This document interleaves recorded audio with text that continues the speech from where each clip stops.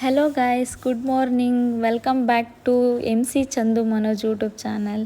ಏನಿದು ಮತ್ತೆ MC ಅಂತ ಇಟ್ಕೊಂಡಿದ್ದಾರೆ ಅಂತ ನೋಡ್ತಿದ್ದೀರಾ? ಇಲ್ಲ, ನಂತರನೇ ಇನ್ನೊಬ್ಬರು ಸೇಮ್ ಪ್ರೊಫೈಲ್ ಇಟ್ಕೊಂಡಿದ್ದಾರೆ, ಚಂದು ಮನೋಜ್ ಅಂತ. ಅದಕ್ಕೆ ನಾನು ಸ್ವಲ್ಪ ಚೇಂಜ್ ಮಾಡಿದೆ ಅಷ್ಟೇ. MC ಚಂದು ಮನೋಜ್ ಅಂತ ಇಟ್ಕೊಂಡಿದ್ದೀನಿ. ನನ್ನ ಚಾನಲ್ನ ದಯವಿಟ್ಟು ಯಾರ್ಯಾರು ವೀಡಿಯೋ ನೋಡ್ತಿದ್ದೀರೋ ದಯವಿಟ್ಟು ಸಬ್ಸ್ಕ್ರೈಬ್ ಮಾಡ್ಕೊಳ್ಳಿ. ಇನ್ನು ಬೆಳಗ್ಗೆ ಎದ್ಬಿಟ್ಟು ಫ್ರೆಶ್ ಅಪ್ ಆದೆ, ಸ್ವಲ್ಪ ವರ್ಕೌಟ್ ಮಾಡೋಣ ಅಂತ. ಮನೇಲೇ ಇದ್ದು ತುಂಬ ಸೋಂಬೇರಿ ಆಗಿಬಿಟ್ಟಿದ್ದೀನಿ. ಅದರಲ್ಲೂ ಪಾಪು ಆದಮೇಲಂತೂ ತುಂಬ ದಪ್ಪ ಆಗಿಬಿಟ್ಟಿದ್ದೀನಿ. ದಪ್ಪ ಆಗೋದಿರಲಿ, ನನಗೇನು ಕೆಲಸ ಮಾಡೋದಕ್ಕೂ ಮೈ ಭಾರ ಅನಿಸುತ್ತೆ. ಒಂಥರ ಯಾವಾಗಲೂ ಊಟ ಮಾಡಿ ಮಲಗಬೇಕು ಅನಿಸ್ತಿರುತ್ತೆ.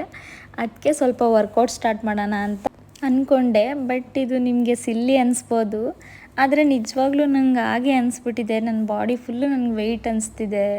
ನಮ್ಮ ಮನೆಯವರು ಕೂಡ ಹೇಳ್ತಾಯಿದ್ರು ಸ್ವಲ್ಪ ದಪ್ಪ ಆಗಿದೆಯಾ ಅಂತ.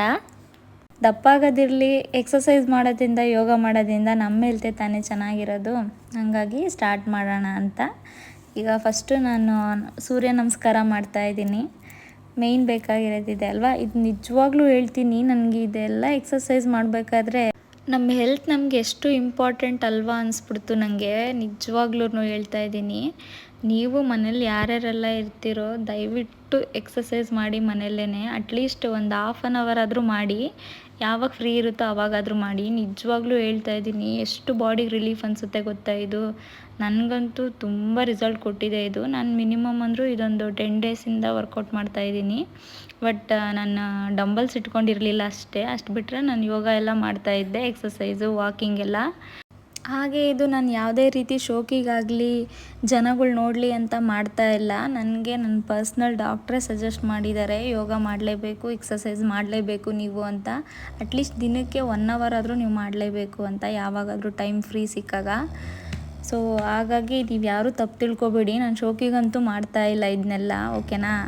ಕೆಲವೊಬ್ಬರು ನೋಡ್ತಾ ಇರೋರು ಅಂದ್ಕೊತಿರ್ಬೋದು, ಏನಪ್ಪ ಇವಳು ಇದ್ದಕ್ಕಿದ್ದಂಗೆ ಸ್ಟಾರ್ಟ್ ಮಾಡ್ಕೊಂಡಿದ್ದಾಳೆ ಅಂತ. ಹಾಗೇನೂ ಇಲ್ಲ, ನನಗೆ ಡಾಕ್ಟ್ರು ಸಜೆಸ್ಟ್ ಮಾಡಿರೋಕ್ಕೆ ನಾನು ಈ ವರ್ಕೌಟ್ ಎಲ್ಲ ಸ್ಟಾರ್ಟ್ ಮಾಡ್ಕೊಂಡಿರೋದು. ಇಲ್ಲಾಂದರೆ ಮಾಮೂಲು ವಾಕಿಂಗ್ ಮತ್ತು ಸೂರ್ಯ ನಮಸ್ಕಾರ ಇದೆಲ್ಲ ಮಾಡ್ತಾಯಿದ್ದೆ ಅಷ್ಟೇ. ಇದು ಬಿಟ್ಟು ಎಕ್ಸ್ಟ್ರಾ ನಾನೇನು ಮಾಡ್ತಾ ಇರಲಿಲ್ಲ. ನಿಮಗೆ ಯಾಕೆ ಇದು ಎಕ್ಸಸೈಸ್ ಮಾಡ್ತಾಯಿದ್ದೀನಿ, ಡಾಕ್ಟ್ರು ಯಾಕೆ ಸಜೆಸ್ಟ್ ಮಾಡಿದ್ರು ಅಂತ ಏನಾದರೂ ನಿಮಗೆ ತಿಳ್ಕೊಳ್ಳೋ ಕ್ಯೂರಿಯಾಸಿಟಿ ಇದ್ದರೆ ಕಮೆಂಟಲ್ಲಿ ಯಾಕೆ ಅಂತ ಕಮೆಂಟ್ ಮಾಡಿ. ನಾನು ನಿಜವಾಗ್ಲೂ ನೆಕ್ಸ್ಟ್ ವೀಡಿಯೋದಲ್ಲಿ ಯಾಕೆ ಅಂತ ತಿಳಿಸ್ಕೊಡ್ತೀನಿ, ಓಕೆನಾ? ನಾನು ಸುಮ್ಮನೆ ಅಂತೂ ಮಾಡ್ತಾಯಿಲ್ಲ ಇದನ್ನು. ಎಕ್ಸಸೈಸ್ ಎಲ್ಲ ಕಂಪ್ಲೀಟ್ ಆಯಿತು. ಇವಾಗ ಮನೆ ಕೆಲಸ ಸ್ಟಾರ್ಟ್ ಮಾಡ್ಕೊಳ್ಳೋಣ. ಫಸ್ಟು ನಾನು ಹೋಗಿ ಕೆಳಗಡೆ ಹಾಲು ಹಾಕಿರ್ತಾರೆ, ಹಾಲು ತೊಗೊಂಡು ಬಂದೆ. ಯಾರ್ಯಾರೆಲ್ಲ ಸೆಕೆಂಡ್ ಫ್ಲೋರಲ್ಲಿ ಮನೆ ಮಾಡಿರ್ತೀರೋ ಅವ್ರು ನಿಜವಾಗ್ಲೂ ಯೋಗ ಎಕ್ಸಸೈಸ್ ಏನು ಮಾಡೋದೇ ಬೇಡ. ಮೆಟ್ಲು ಹತ್ತಿ ಇಳಿದ್ಬಿಟ್ರೆ ಸಾಕು ಅವರಿಗೆ, ಇನ್ನೇನು ಬೇಡ. ಸುಮ್ಮನೆ ತಮಾಷೆಗೆ ಹೇಳಿದೆ ಅಷ್ಟೇ. ಯಾರ್ಯಾರೆಲ್ಲ ನನ್ನ ವೀಡಿಯೋಸ್ ನೋಡ್ತಾ ಇದ್ದೀರಾ ದಯವಿಟ್ಟು ಸಬ್ಸ್ಕ್ರೈಬ್ ಮಾಡಿ, ಲೈಕ್ ಮಾಡಿ, ಶೇರ್ ಮಾಡಿ, ಹೇಗಿದೆ ವಿಡಿಯೋ ಅಂತ ಕಮೆಂಟ್ ಮಾಡಿ. ದಯವಿಟ್ಟು ಹೊಸಬ್ರಿಗೆ ಸಪೋರ್ಟ್ ಮಾಡಿ. ನಾನು ಇತ್ತೀಚಿಗೆ ವಿಡಿಯೋ ಮಾಡ್ತಿರೋದ್ರಿಂದ ರಿಕ್ವೆಸ್ಟ್ ಮಾಡ್ಕೊಳ್ತಿದ್ದೀನಿ ಅಷ್ಟೇ, ಇನ್ನೇನು ಇಲ್ಲ. ಒಳಗಡೆಯಿಂದ ಕಸ ಗುಡಿಸ್ಕೊಂಡು ಈಗ ಬಾಗ್ಲ ಹತ್ರ ಇತ್ತಲ್ಲ ಅದೆಲ್ಲ ಬಟ್ಟೆಲೆಲ್ಲ ತೆಗೆದು ರಂಗೋಲಿನ ಕಸ ಎಲ್ಲ ಆಚೆ ಬಿಸಾಕಿ ಇವಾಗ ನೆಲ ಒರೆಸ್ತಾ ಇದ್ದೀನಿ. ನನಗೆ ಮನೆ ಯಾವಾಗಲೂ ನೀಟಾಗಿ ಇಟ್ಕೊಳ್ಳೋದು ತುಂಬ ಇಷ್ಟ ಆಗುತ್ತೆ. ಯಾಕಂದರೆ ಮನೆ ನೀಟಾಗಿದ್ದರೆ ನಿಜವಾಗ್ಲೂ ಒಂಥರ ಏನೋ ಮನೇಲಿ ಒಂಥರ ವೈಬ್ ಇರುತ್ತೆ. ನನಗೆ ಆ ಫೀಲ್ ತುಂಬಾ ಇಷ್ಟ ಆಗುತ್ತೆ.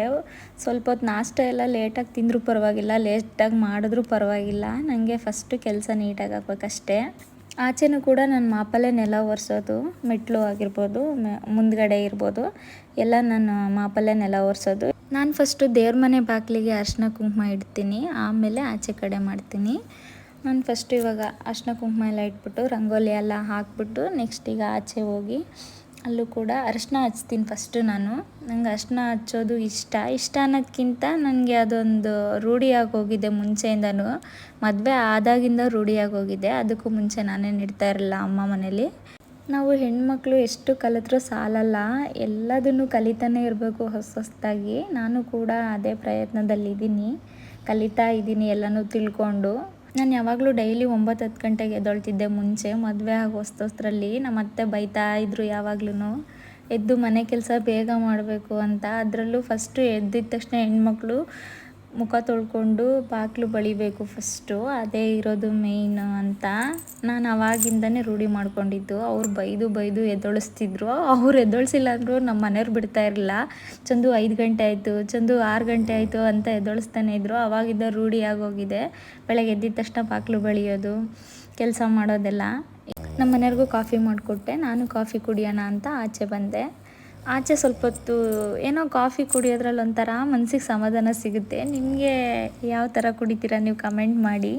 ನನಗೆ ಕಾಫಿನ ಒಂದು 10 ಮಿನಿಟ್ಸ್ ಆದ್ರೂ ನಾನು ಎಂಜಾಯ್ ಮಾಡ್ಕೊತ ಕುಡಿಬೇಕು. ಯಾಕಂದರೆ ಅದಕ್ಕೆ ಹಂಗೆ ಕುಡ್ದಿಲ್ಲ ಅಂದರೆ ನಂಗೆ ಸಮಾಧಾನ ಆಗೋದಿಲ್ಲ. ನಮ್ಮ ಮನೆಯವರು ಸುಮ್ಮನೆ ನೋಡ್ತಾ ಇದ್ರು, ಬಂದ್ಬಿಟ್ಟು ಎಷ್ಟೊತ್ತು ಕುಡಿತಿದ್ಯಾ ಇನ್ನೂ ಅಂತ ಬೈತಾ ಇದ್ರು.